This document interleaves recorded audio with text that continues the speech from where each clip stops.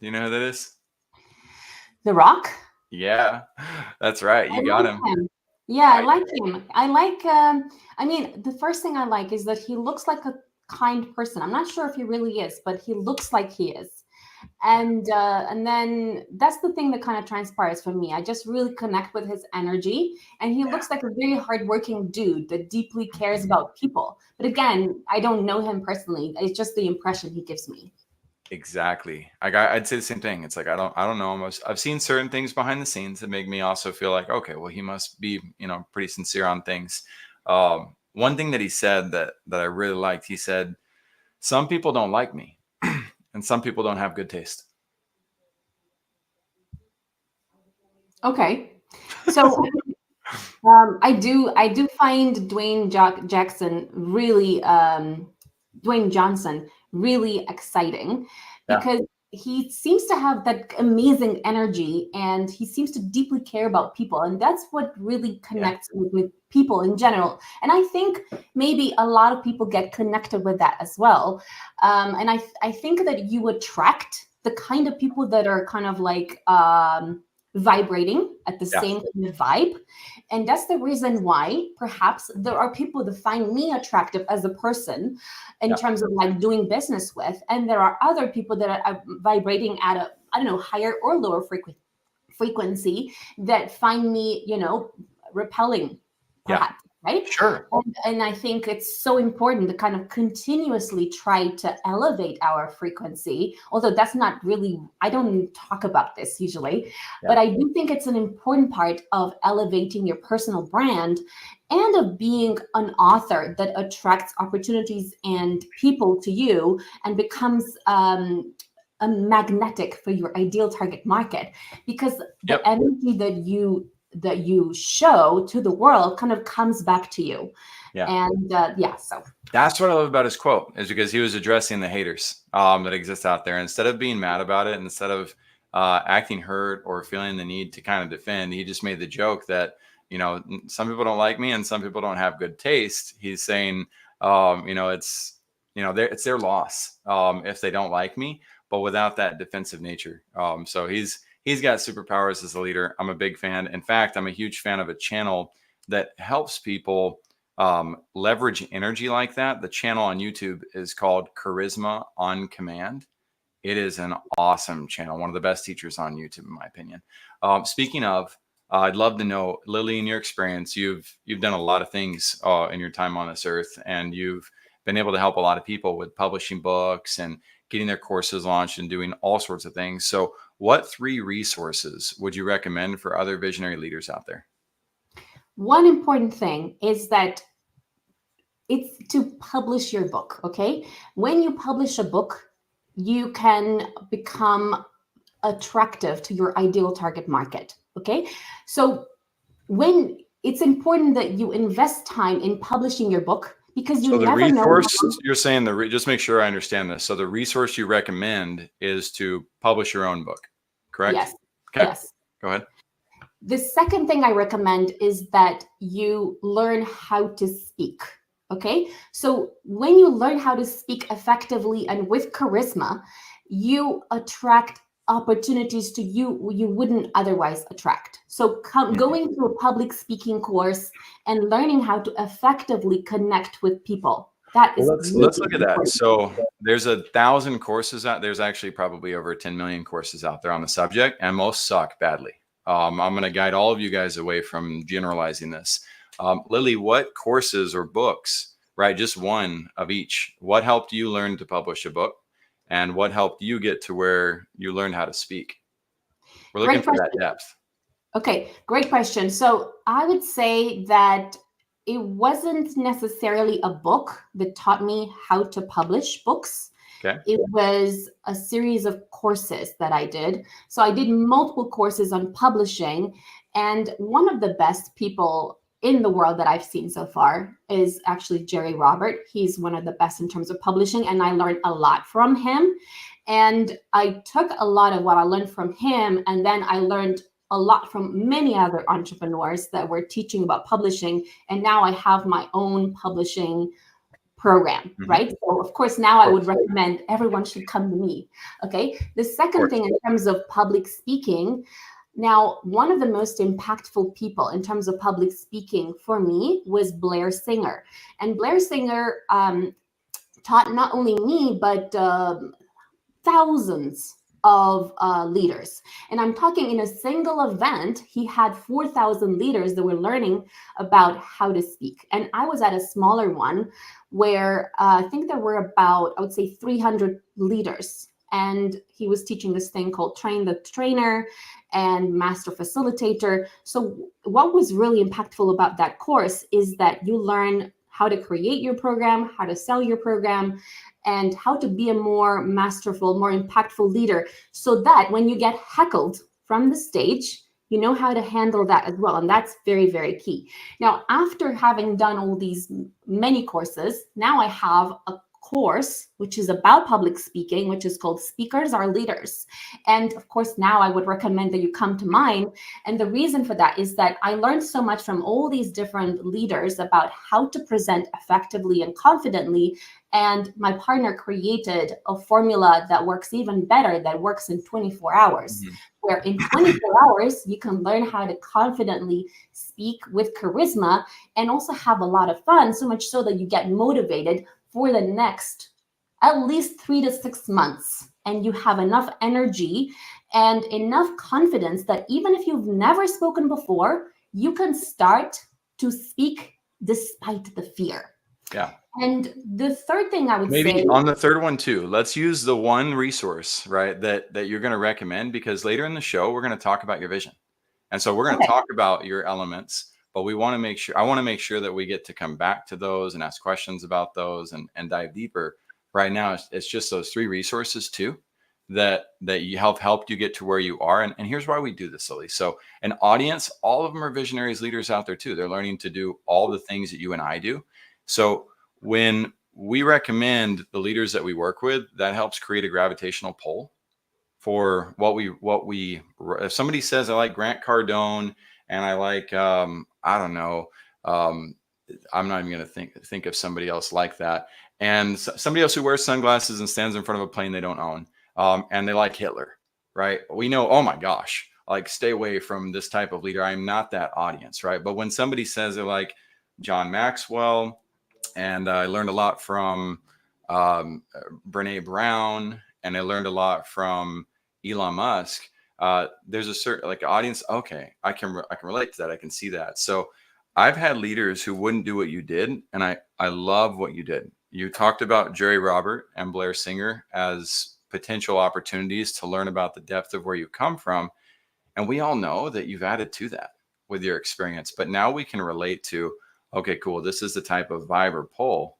And and again, we'll come back to your courses. So what's the third resource that you've learned from that kind of got you to where you are? Thank you. The third thing that was really key is media and stage exposure. Okay. So there's one particular event that made the biggest difference to my life, and that was to speak briefly at the event where Les Brown was speaking in front of 1,300 people. Now, the promoter of Les Brown gave my partner Harry and me the opportunity to speak there. And what was so impactful about that was that at the time, we were kind of like starting to grow the brand. But what we noticed was that really high caliber entrepreneurs, they were not coming to our event previously, right? But after this event, and actually during that event, what we noticed was that the people that were there were some really high caliber entrepreneurs. Like there was a guy that had 200 supermarkets in Turkey, and then he knew a lot of billionaires. So just having the opportunity to speak in front of a large crowd of people, it gives you so much authority and so much credibility that therefore you kind of start to become a magnet for opportunities. And then you start to chase less and attract more. You become a super attractor of opportunities. And because Harry had not only, for example, published his book and learned how to speak and created his course and started to speak at this event, Okay, it led to much bigger things and down the line as well. So one opportunity that he got to have because he published, for example, his book, was that he spoke at the National Achievers Congress in 2016 in front of 2,000 entrepreneurs at the same event where Tony Robbins was speaking. So, and also because of the combination of, having his face on the cover, having a confident speaking skill, and also coming on stage and even speaking for a few minutes, it made such a massive impact that people for years down the line were stopping him even at the metro or wherever they would see him at the event, and they would sometimes not even remember what his name was, but they would remember he's the guy in purple, and his book was purple too. So the branding part and speaking in front of a large crowd made such a massive impact. So what I would say is that if you have the opportunity to speak in front of a large event, that gives you so much credibility, so much authority. And that's the reason why I'm also organizing a large event called Speakers and Leaders Awards, where you can meet multimillionaires and you can come there and speak too, which is pretty awesome. Mm-hmm. Yes. So with I want to go back to what you said, the media exposure. This is those of you listening in. Lily just brought up one of the nuclear powers of growth. This is and nuclear power. There's nothing wrong with nuclear energy. In fact, there's everything right with it. It is a resource, just like water is a resource and fire is a resource. What we do with it is what ends up either devastating us or creating energy for the entire world. So media exposure is one of those things that I don't talk about as often and as freely because I want people to be ready to utilize that type of growth. But I'm super grateful for leaders like Lily who boldly talk about this and who put it out there and say, guys, go and get this done, go and do it. You got to know in your own heart and mind if you're ready for that type of exposure. And here's why. If you're not ready and you go get that exposure and you go on a TED Talk and you become one of the least viewed TED Talks of all time, you have just destroyed your brand. You have put yourself in a position to where people are going to say, yep, I definitely see them. And nope, I don't really want to work with them. The most recent example of this is Johnny Manziel. Johnny Manziel destroyed his career in the NFL, got to the biggest stage, wasn't ready for it. He's now on a public tour right now. And on his public tour, he's talking about this shift that he's had and how when he got to the NFL, he never felt more out of body and out of place and out of himself in his life. It pretty much destroyed him to be at that level. The irony of the situation is he is now well trained on the speaker tour and how to speak about this. But what's awkward to me is that he still hasn't changed. His profession is in sports betting analysis. He's still very much in the world of vices and grip strong on it. He's just learned to switch his story to keep himself relevant. But my hope for all of you out there is that you will take the time to do some internal work too and come to figure out what is that depth that you're going to provide the world so that when you do get on the stage, you've got something that truly blesses people's lives and allows you to really feel fulfilled as you have that type of exposure. Lily is dead on. Media exposure is huge. Make sure that you are all ready for it so that you can all benefit from it. We're going to come back. We're going to dive into Lily's vision at large. We're going to be talking about creating wealth and world change. And these resources are just a sneak peek into all the things that we'll discover that Lily's doing to help us do just that. We'll see you on the other side. All right. Welcome in to Vision Pros Live with Jackson Calame. I'm your show host. We will be doing interviews for visionary entrepreneurs and guest leaders who are building fantastic visions out there.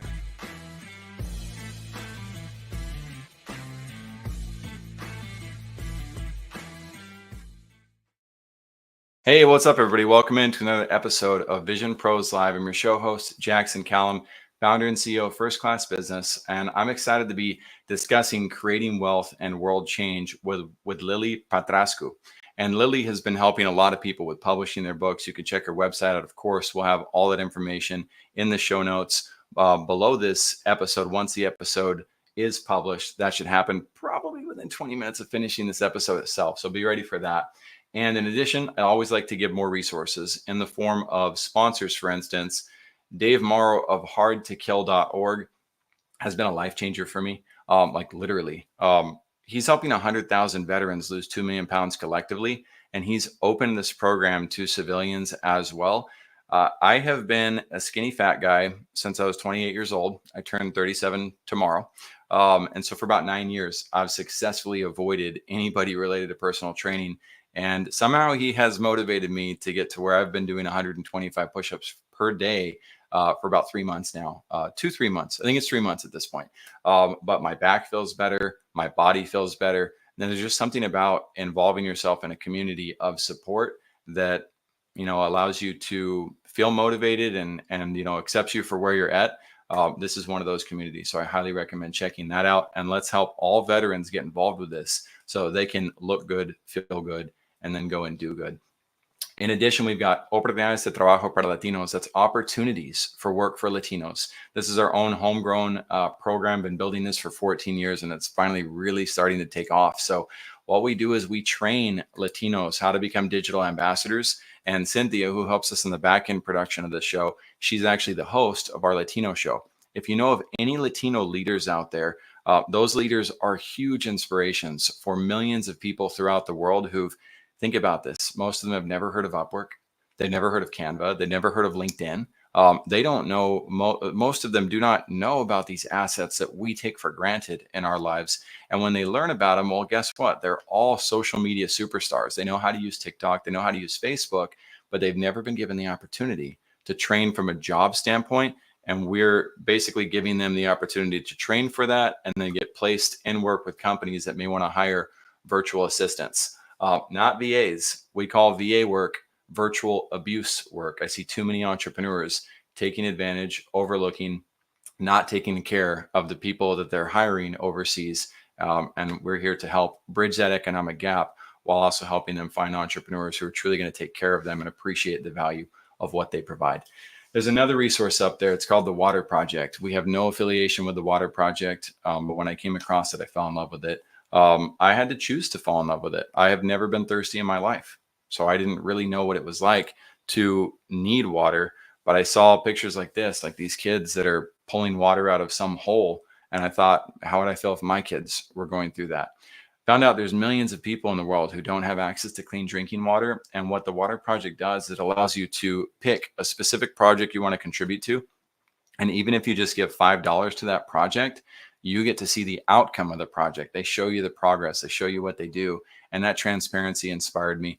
It also inspired me to see kids celebrating water with the same vigor or even more than our kids celebrate Christmas Day. So my hope is you'll join me on that. If you aren't in a financial position to be able to help with that right now, I hope that you just bring this up over a dinner conversation with somebody, or maybe you tag somebody and share it. That we've got 8 billion people to help in this world. And we got to get to it, my friends, especially those of us who have the opportunity to rock the mic or listen in to a podcast show. So without further ado, I'll bring Lily on stage. We're going to talk again about creating wealth and world change. Lily, thank you so much for being on Vision Pros Live today. Thank you so much for inviting me. Absolutely. So, Lily, let's hear about your personal vision. Where do you see yourself going with your vision? What is your focal point right now? I would love to impact 100 million people to be happier, to go after what they want, to share their stories and to create wealth through books that transform the world. That's awesome. 100 million people to find happiness. And you're talking about, so does that mean 100 million published authors? Doesn't have to be necessarily. It can be people that decide to tell their story in a book. It could be people that decide to just be more courageous in their actions and get inspired from some of the authors that I publish. It can be people that take the courage to speak on some of the stages that I have or some of the stages that other entrepreneurs have, just because they listened to one person's story that motivated them so much that they now know they can do a lot more for themselves, for their community, and for the world. Awesome. Okay. And let's dive into a little bit of a difficult subject. What's the worst leadership experience that you've ever had? Great question. I would say there were quite a lot. And the reason for that is because I'm a perfectionist and I love everything to be absolutely 100% right. So I have my own podcast. It's called Awakened Titans Podcast. And I started that about 108 days ago. And what's interesting about Congratulations. it, thank you. And I'm interviewing multimillionaires of 7, 8, 9 figures. And sometimes, very occasionally, my team puts, for example, the text of someone else into the posting Right. of another video, right? So when this happens, like I have like an instant, like this cartoony moment where I'm like, I just can't believe this is happening, because, you should be checking, and you know what I mean? So Yes, I do. And now, luckily, it doesn't happen very often, right? And I can't say that I have mastered an effective way of mastering, this calm way of just accepting that this is going to be part of what it's going to take to create this podcast. No, in my vision, I want every person to have a great experience. So you can say I'm still working on creating, being a better leader, where I can create something that will perhaps enroll them better into the entire vision, so that they know to check a little bit better before they send it to me, right? Now, occasionally what they do is that they post the video and then they go to bed, right? So then I'm left to fix the pieces before someone else sees it. So yeah, that is something that happens, and it's something that has happened over the last, I don't know, 7 years, where there are tiny mistakes that happen on a recurring basis, and I haven't been able to find something that is helping me to kind of accept that this is going to happen, or to just find a solution where it never happens. Well, I love number one, that you chose to focus on something you yourself are struggling with. It's easy to point the blame at others, and we try to tee this question up to where we can learn from others' experiences. But you took a bold leadership move. You got vulnerable with us, and you shared with us a truth that you face, and I greatly appreciate that. I can tell you right now, it was far worse, far worse. I fired my first 3 designers. I thought they were the problem, and I was pointing fingers at what they were doing. And it wasn't until looking back where I realized in retrospect that in that case, I had been the problem. I wasn't guiding and leading them the right way. So I'm curious, the depth of your story. It didn't sound that bad. You're a human being. You've got a challenge there. The things didn't get published the right way. And in that part, I can see you care enough about the guest expert who is there that you want it to be done right. Why does that make it the worst leadership experience on your part, though? What did you do or react like that makes you feel like that's the worst leadership of your career? I would say that it's a recurring issue that I face. It's not something I've managed to solve, but what I have managed to implement is not necessarily to be more understanding, but just to explain it better, for them to understand the impact of that. Like to explain to them that they are literally impacting millions of people right now. Because even if we were to only reach 1,000 people, those 1,000 people, by listening to the right text, listening to the right video and having the right text and connecting with those leaders, they will be able to impact millions of people as a ripple effect. And by understanding that they are paying more attention, it's still happening. I can't say that it's perfect. I mean, I still, occasionally see that, but because I'm very, you could say controlling, like I am, I love to check that things are getting done in the right way. And I always check. And at the moment, I don't have like a person to check what they're doing. So it's me still. So it's just a leadership issue that you can say I haven't solved, in the sense of saying like, oh my God, now all my podcasts are like 100%. They're not. So it's a leadership issue that I'm still experiencing, where I still have a lot to learn personally to be able to enroll the team. But what I am learning from my partner, Harry, is that he is encouraging them a lot more. He's focusing a lot more when they're doing something right on telling them, I'm praising them, on saying, wow, I loved your work. That was so incredible. Oh my God, you did such an incredible website, or you did such incredible video editing, or so he's focusing a lot on the praise, and I'm learning to be calmer and also to focus more on the praise.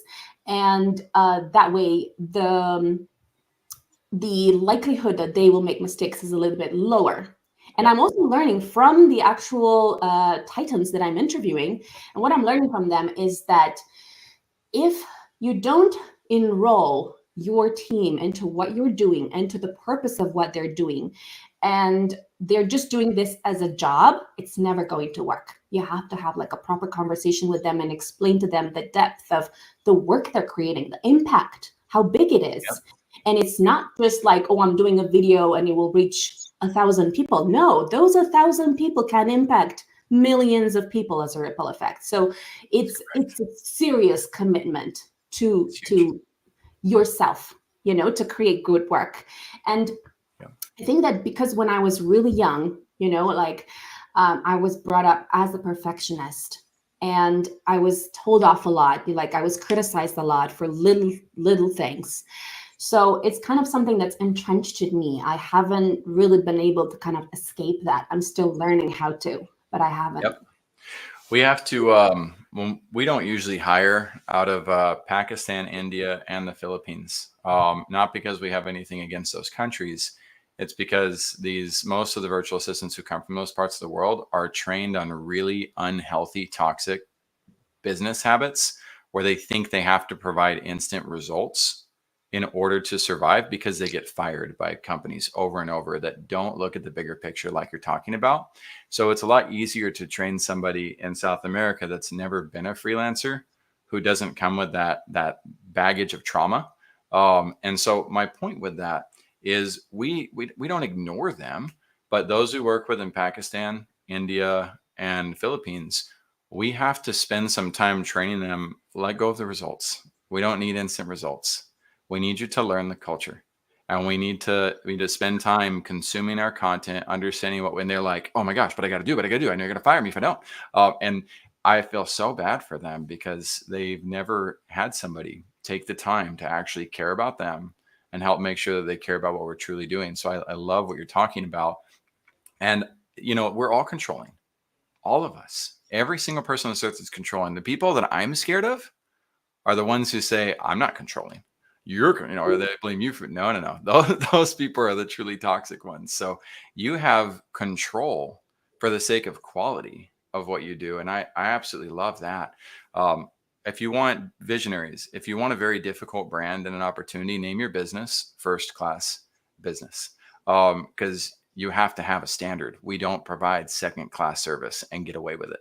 So if you choose a name that screams luxury, or that says that you're going to be awesome at what you do, expect people to come in with very high expectations. And I did that on purpose. I'm a big fan of hospitality. So one of the things, if you're struggling with what Lily's talking about, with the idea of perfection versus delivering at a high quality, it's not mutually inclusive. You don't have to be perfect for somebody to have an amazing experience. What you have to do is learn the art of caring and the art of communicating. And the reality that, people don't want us to be stressed. When I was waiting tables or working with Uchi Restaurant, one of the top 10 restaurants in the world, we didn't have a perfect day ever. It was always, there was something going on. But when the guest was mad or somebody was about to have a negative experience, we had certain trainings of how to handle those opportunities. And when there's a 2.5 hour wait and a new guest came in and they start to turn around and say, you know what, no, we're not staying. We would say, excuse me, sir, here's a $25 gift card for next time you come back. Right. And that's how, like, whoa, did we have a mistake? No. But was there an opportunity to elevate that? Absolutely. And that's what I hear you focused on, Lily, with what you're doing with your podcast. And I'm sure that also applies to all the other programs. So I'd actually rope that into one of your best leadership traits. So what is your best leadership experience that you've ever had? That's a great question. It's not something I really think about. Well, let me reframe it. Is there somebody along your path that provided leadership that you were like, wow, that really impacted me? Because we're looking for that story of what examples can we learn from so that we can then apply that to ourselves as leaders. That's a really great question. So my partner Harry is the best leader that I know in the world. And the reason why he's such a great leader is, first, he makes you feel supported every part of the way. Second, he gives you enough training, so much so that even if you know absolutely nothing today, you don't feel like you're a second class citizen or like you can't learn. Like, he really believes in the power of learning, and you can be anyone and you can have any knowledge right now. He is willing and able to put in hundreds and even thousands of hours until you learn. He has that patience. And he makes you feel loved. He makes you feel supported. He makes you feel like you matter. And I think when you feel like you matter as a person, you create this kind of bond. And he creates this kind of bond instantly with everyone. And I'm talking in a few seconds, you feel like he's your brother. Hmm. And it doesn't matter where you come from. He will make you feel like he's your brother that you deeply care about and you haven't seen for a long time. And you just like, he's like this biggest teddy bear, you know? So it's like you feel like you matter, like you're supported, like you're loved, you're important. It's so important to feel like you are important. And because he does that with every single team member, nobody wants to leave. The only reason why they want to leave is because of me, because I'm controlling every part of what they do, Mom and and dad. I'm taking them to a high standard. But they never would leave Harry because he makes them feel like they are a critical part, a critical component of his bigger vision. And he puts in the time in, like, and also he deeply cares about every single thing that they go through. So let's say if one of them has like a marriage issue or cannot come because they are hurt, or I don't know, they're sick, or he deeply cares about that. And actually I deeply care about that as well. So let's say sometimes they need an advance, they need like a loan, and sometimes I don't know, their computer breaks down or their house falls apart because of a certain issue. And he could be quite a new employee, and that could still not matter. And also, like, we can say something that he does and I also do, is that we invest in their training and we invest in their machinery, like their computer, their drive, we think about them as a person in terms of, okay, what is it that you need right now? And how can I support you to do your job better? And because of that, now that has also sometimes backfired in the sense that they became so employable so quickly that other people were offering them, other jobs that were perhaps higher paying. Yep. And sometimes they stuck around for many years despite that. Hmm. In other cases, they decided to take another job because they became so instantly more attractive to other employers because of the Yep. big training and the hours and That's a huge victory. It's a huge victory if we make it one as entrepreneurs. And it's hard with the controlling factor, right? But on the flip side, that is a massive case study of that. If the company were to utilize that story and promote that person and cheer that person on, then if they ever get into a point where they need to come back, they're going to be that much more appreciative of like, wow, okay, they're letting me come back. And two, it shows the world that you're not trying to enslave people. It shows the world that you are trying to empower people. And so Craig Hanley wrote a book on this. It was called um, Hired. I'll look up his book real quick while we're doing it. I need to find it for us. It's like Hired to Quit, I think it's called. And Hired to Quit, Trained to Stay, something like that. Let's see here. Hired to Quit, Inspired to Stay. And that's the concept that you're talking about Harry bringing to your vision and your brand. Is he and you both have a tandem relationship. You have different sides of what you need to do. You need to hold people accountable. He needs to nurture them up, and because of that, people learn, become better, safe. It's a beautiful example. And continue. Sorry, I just wanted to make sure to highlight that because I think a lot of entrepreneurs out there, they almost like quietly threaten their employees to stick around, and they try to withhold the advancement. But then you end up with people who quiet quit and aren't really bought in for the cause. It's like, if you're not bought in the cause, then go find the cause you are and let us help you get there, because otherwise you're just going to be an anchor with our ship. Thank you. The other thing he does that I think makes them very employable is that he regularly looks at their productivity. So for example, okay, you're going to take this many hours to do a video. Okay, there's something wrong here. Let's look at how we can do this a little bit better. Let's look at the different tools, the softwares, I know, what can I support you? What tool can I buy from you so that you can do this a little bit better or a little bit differently or more optimized in terms of conversions? So we both look at that on a regular basis. And because we're both innovators, I think that they, as a team leader or as a team member, can benefit so much from that innovation, because every single day I'm looking at new tools we can use to optimize the process, to optimize the system, to make the video look nicer, to maybe get the output faster. And it's not to their detriment, because they're learning to be efficient and to be effective, and also to produce quality work. So when anyone else looks at what they produce, they're like, oh my God, you did all that in this time? The other thing that he does is that he trains them to be multitasking. So let's say a person could do, I don't know, video broadcasting, could do like live streaming, could do editing, could do so many different things. And yes, there are other leaders who say, okay, you should just hire a person to do one thing, and that is the best thing. But because when you have a small business, we believe it's a better thing to just get someone who is even fresh out of school, has just graduated or something, and you kind of get them onto a training course, and then you kind of start continuously train them on, and then you will end up teaching them so many different things. And even in 1 month of working with us, they learn so much that it's huge. I'm gonna stick with you on that. The one thing rule is a slave owner mentality. You guys are doing it right. You want to control somebody, put them in a box, have them do one thing. You're going to create nasty relationships. People don't want to just do one thing. People want to be able to have multiple talents. They want to be able to develop. And I'm speaking in general here, of course. But if you're deciding for another human being, for another adult, what they're supposed to do, that relationship's not going to last very long.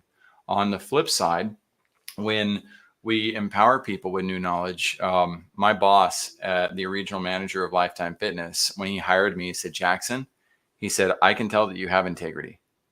He said, I can't teach integrity, but I can teach you how to sell. And I can teach you anything else because you have integrity. And that really stuck with me. And I also learned that if people have a talent, somebody might be great at cold calling, but they might hate it. And so their production level is going to be much smaller. We don't need them to do cold calling. We can have somebody else fill that role who might like it. But if we find out what they love and they're like, oh my gosh, I love design. I've always wanted to get in design. I've never been given a chance. You know what's going to happen? Their growth record on that is going to shoot off like a rocket ship.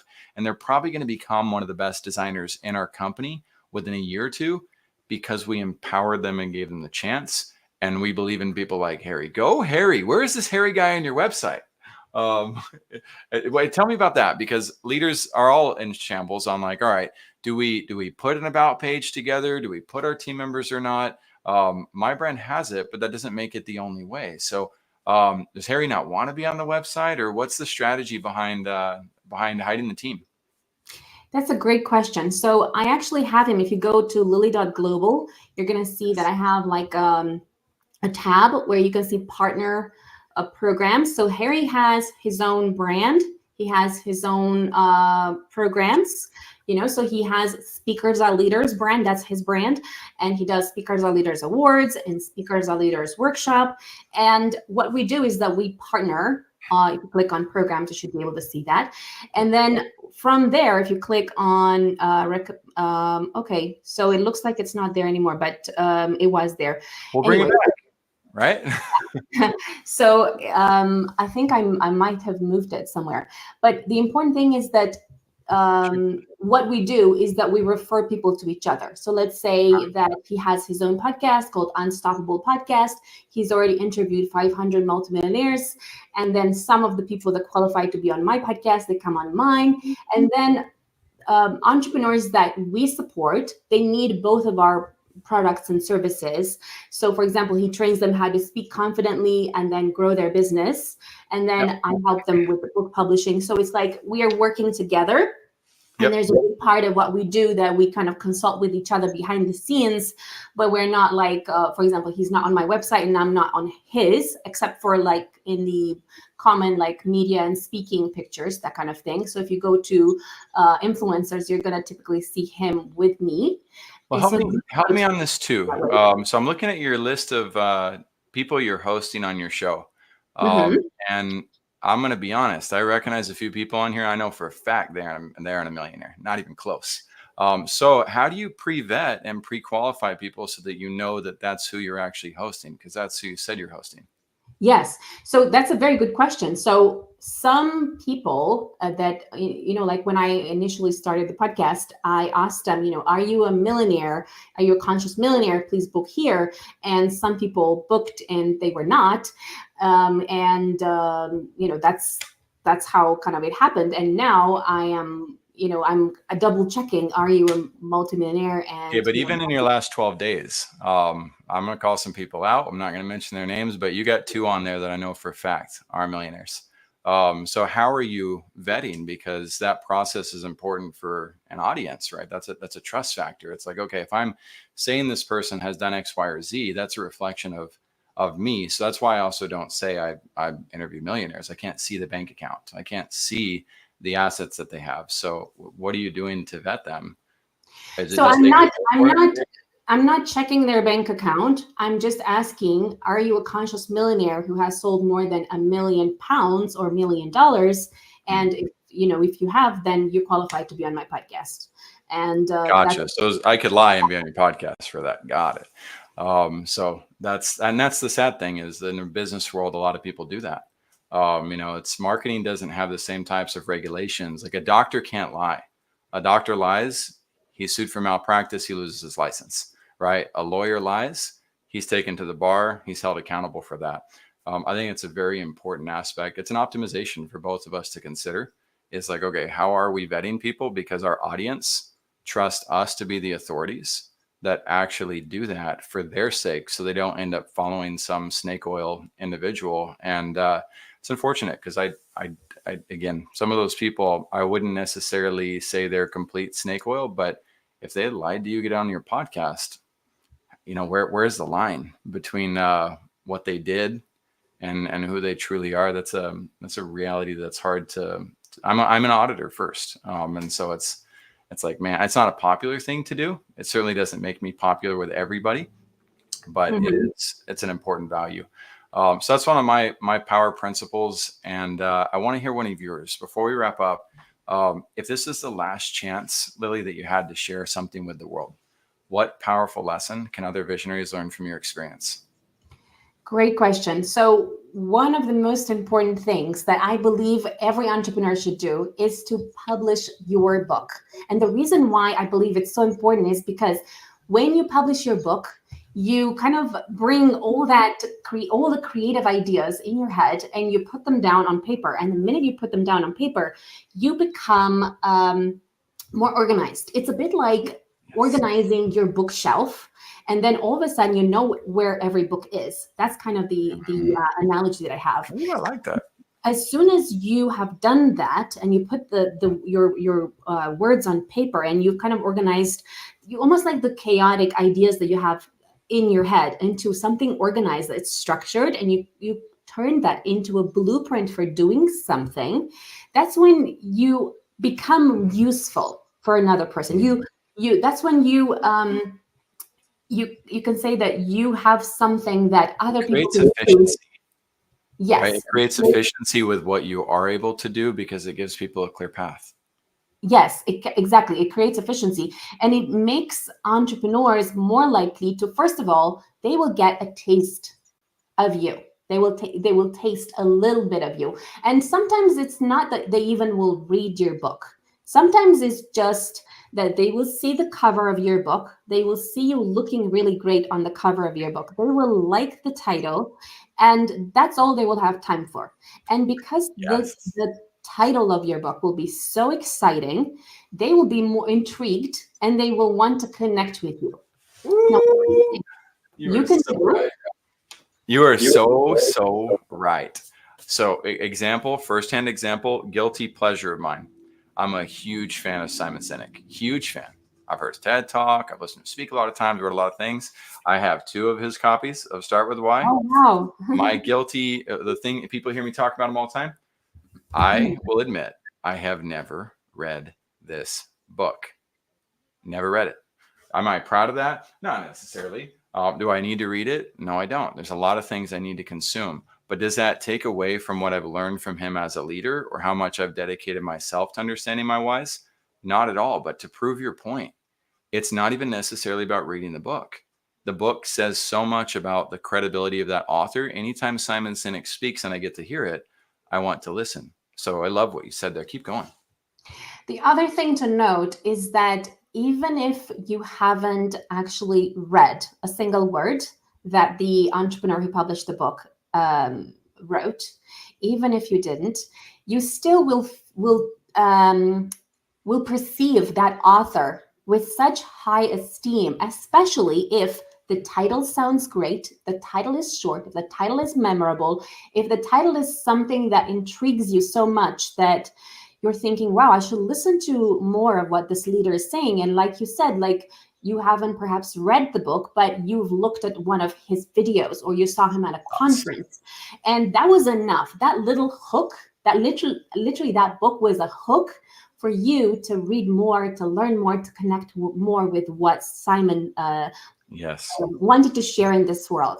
So as far as he's concerned, he's done his bit in terms of impacting you. And right now, because you shared this with me and you shared this with thousands of other people, Yes. other people are likely to have this curiosity element where they're thinking, you know what, I should really listen or hear or watch or read about Simon Sinek and see what he says, what makes him so special.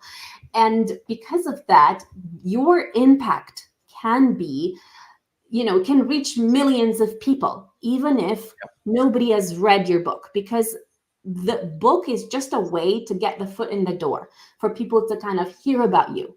And yes, it's Well, and great. it goes both ways. There's a quote, right? It's not what you know, it's who you know. And I've added to that specific adage, it's not what you know, it's who you know, and then it's what you know.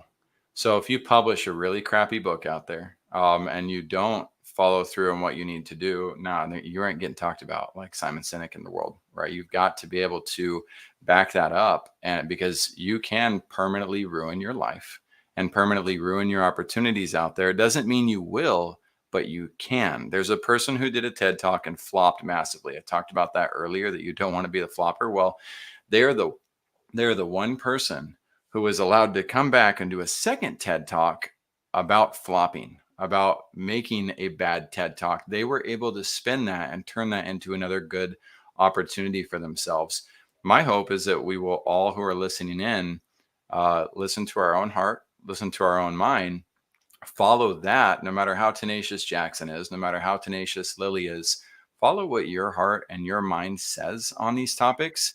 And if you're ready to publish, publish now. If you're like me and you're holding back on purpose because you know that there's certain things in store for the way you want to go about it, then you do you on that.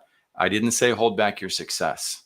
I didn't say not don't go and do things boldly.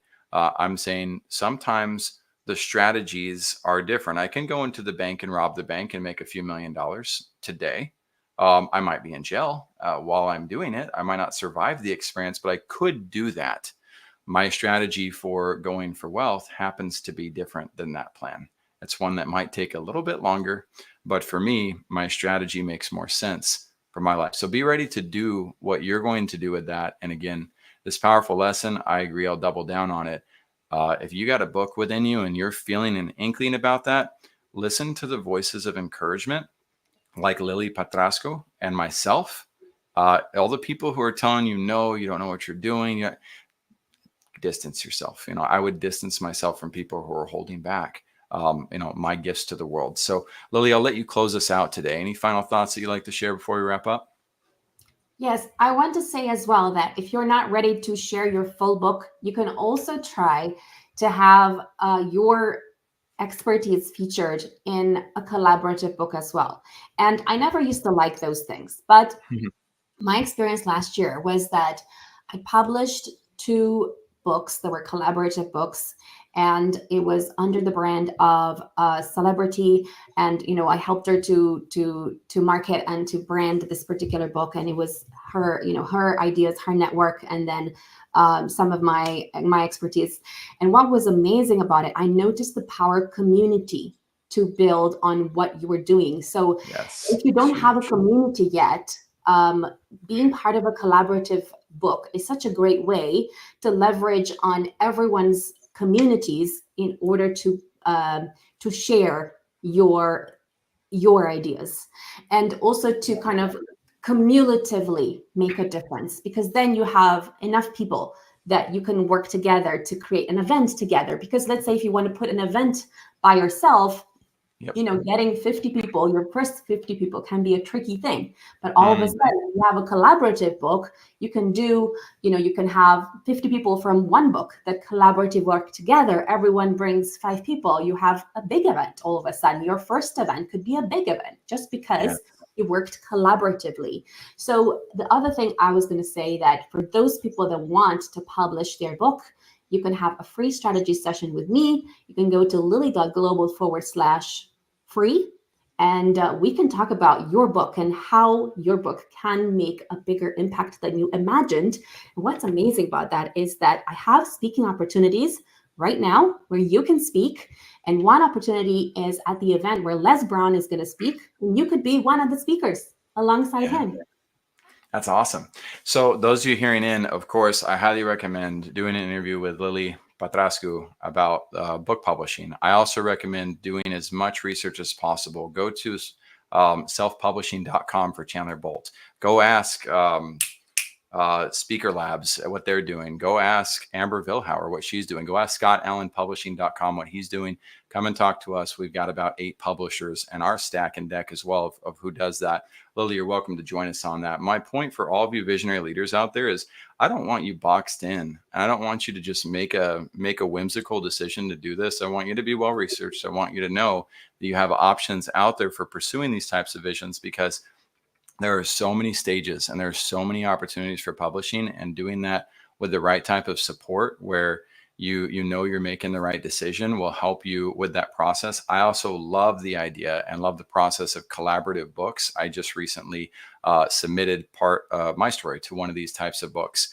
What I won't do with that book, and what I, again, always be honest, visionaries. I won't tell people I'm the author of that book. And I know Lily's not suggesting that. I hear people all the time do this where they say, well, I'm a partner of Go High Level.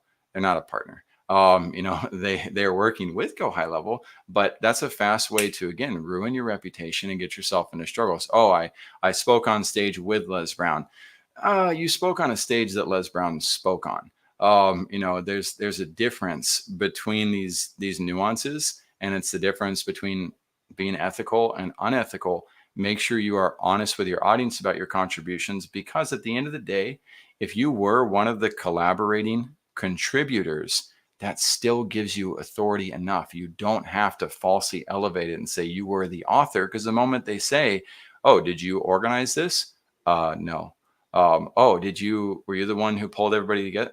No, I just had this small contribution. Now you have to talk your way down, when if you had just been honest that you got to be included in that process, people would have far more respect for you. And now they would not have to worry about, can they trust you on other things? So this is a super awesome episode.